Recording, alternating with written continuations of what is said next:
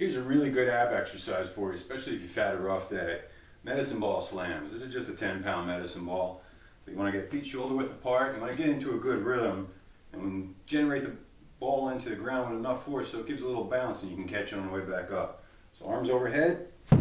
It's explosive motion. Getting a little bit of a lat and chest workout in addition to the abs, but explosive ab motion just because you're crunching forward to throw the ball into the ground. Next up for abs is a tornado ball Russian twist.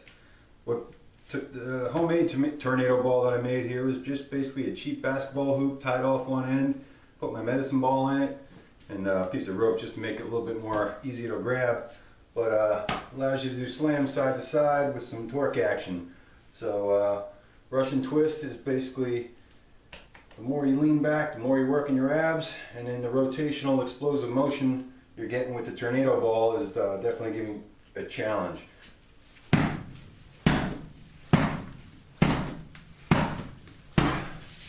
that's the Russian. Next up for abs is a hanging crunch. I like to use my elbow slings here because this way your hands don't fatigue before your abs do.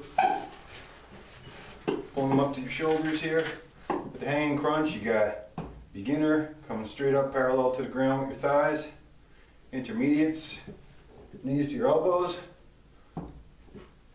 Advanced, bringing your feet all the way up to the bar. So that's for the hanging crunch. You can work in your windshield wipers also, depending on how much room you have. Here I have to bend my legs so my feet don't kick the ceiling, but if you're outside on a playground, you can keep your feet straight and get even more of a challenge that way. The next ab exercise might look easy, but it's not. It's called a ball exchange. What you want to do is pass the ball from your hands to your feet and back again. It's similar to a V-up, but with the ball you're doing a little bit of an added extra challenge. So feet out, coming up with your hands. Making sure you're lifting your shoulders up to grab the ball, passing the ball back and forth.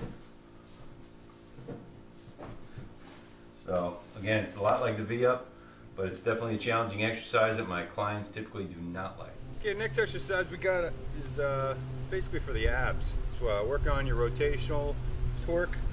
So on my ab day, all I'll do is grab the little tire here and throw it for distance. Coming down. Big throw as far as you can. Again, working your rotational. Do sets of like 5 up, 5 back. Take a rest, do it over again. Alright, so combining a tire with a sledgehammer can give you a great abdominal workout. Using the sledgehammer, I got a 16-pound sledge here. Get a great overhead chop, diagonal chops, side chops. With the tire, you just want to make sure you hit the wall of the tire and keep your explosive action up.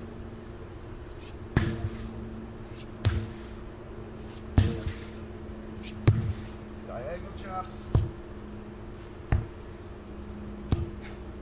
side chops.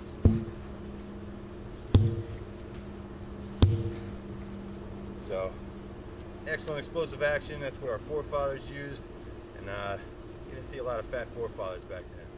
Yeah, this little device here is it's called a power wheel that I just strapped myself into. You can actually roll out with your arms and do the standard wheel of pain exercises. The good thing about this is it'll strap to your feet also and give you a whole range of exercise you could do with the power wheel. So it's a nice tool to have, mix things up, and great for several different exercises. You can do hamstring curls with the power wheel, turn over, do some crunches, jackknife. One of the best things to do with a power wheel is to walk on your hands for distance. It's stabilizing your core, really challenging you. Come up in a plank position. You can go backwards. Again, the object here is to go for distance. Another good exercise is an alligator walk. Step, push, step, push. Very challenging. You'll see on if you go to YouTube, you can even find people trying to do 100 yards with the power wheel. Basically allows you to do most of the wheelbarrow race type exercises by yourself without a partner. So excellent tool to have. I have a link on my website at todayfitness.net if you're interested. Alright, so the next exercise I'm going to cover is done with a really fun tool. It's called the slosh pipe. Really easy to make, under $20. I have a 9-foot piece of PVC pipe here that's 4 inches wide, and end caps on them obviously. And the tricky part is it's filled about 2/3 full of water. So the pipe itself is only about 40 pounds, which isn't that difficult to pick up on a regular basis. But when you're using 40 pounds over 9 feet long, that's sloshing back and forth, makes you need to stabilize your core to do any of the exercises with it. One of my favorite exercises for the slosh pipe is just a walk. We walk for distance, stop, and then we paddle 5 times forward, 5 times backward. You're in the slosh pipe, hold it in the Zercher position, and then crook your elbows, walking for distance, stop, paddle forward,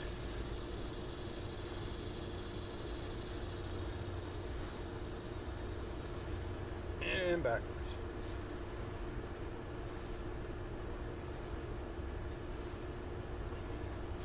So again, challenging exercise. I can't really cover too much distance on the camera here, but you can do lunges with them, you can do squats with them, but again, our favorite is to walk for distance, forward paddles, backward paddles, really working your obliques and your core area. So again, a lot of different ideas here for you to mix things up, challenge you, and kind of break the monotony. So especially in the nice weather when you can get outside and do some of these, it definitely keeps you interested, keeps you motivated, makes you want to work harder, and all you have to do is put your mind to it and get done. So thanks for tuning into this podcast. Put your mind to it, exceed your potential. Good luck, and thanks for tuning in.